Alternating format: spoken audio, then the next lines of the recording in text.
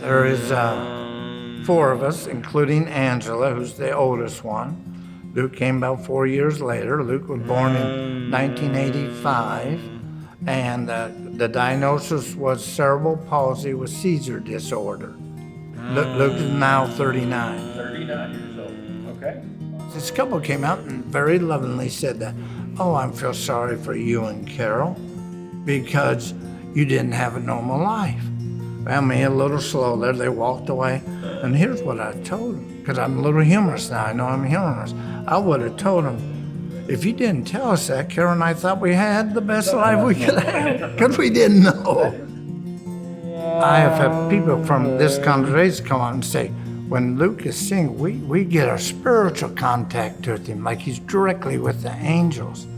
And I know when he walked one way, he used to have a little bedroom he could be in there. He was giggling all the time. And I went in there and I could see him looking in the corner.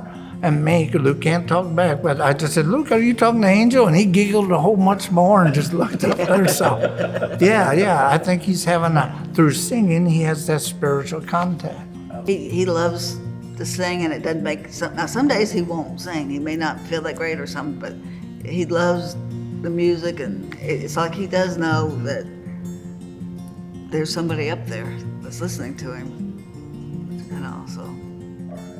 There was Carol's dad remarried, and she was a school teacher, and she was the first one to catch on, because I don't have no music, and that was humming. So she started to teach him songs, and this little guy, at the age of about 5 and 6, was starting to hum these songs, and she was the one who constantly, when we were with her, she was working with him over and over again, and we started to realize he could learn certain tunes. Some of his favorites are Silent Night.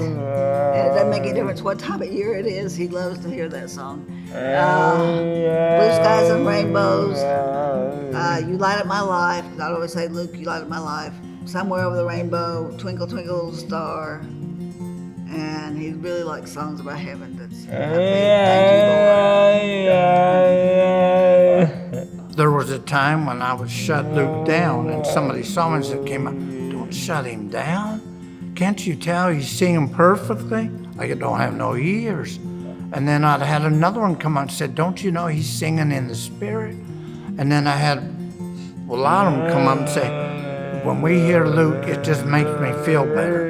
And we have more positive than we did negative from it. So I started running, "Okay, when you want to sing, go for it." I'd say come and talk to him. It may take a few minutes to get him to realize, you're there, but don't be afraid to talk to him even though he can't communicate back to you.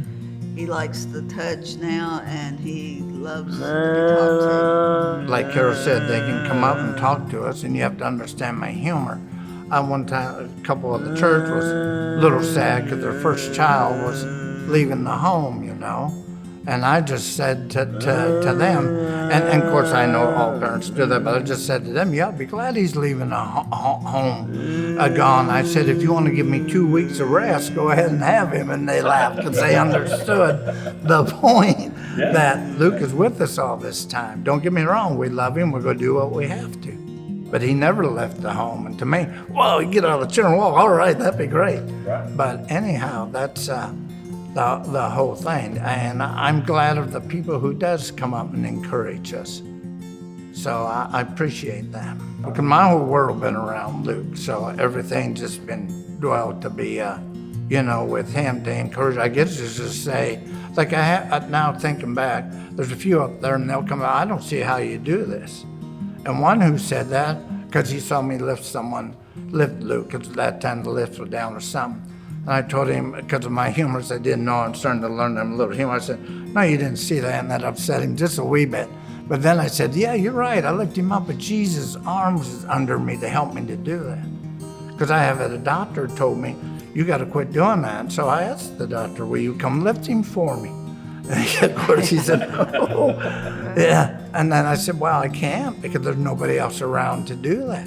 Now, we got electric lifts at the house, so it's covered, but there's certain times them lifts go down or you're in a place where he has to be lifted. And the Lord graciously helped me to lift him over. So Just just keep us in prayer. Yeah. And people want to come up and encourage us anyway, go ahead, because I'm probably not thinking how they can encourage us, you know. It's, yeah.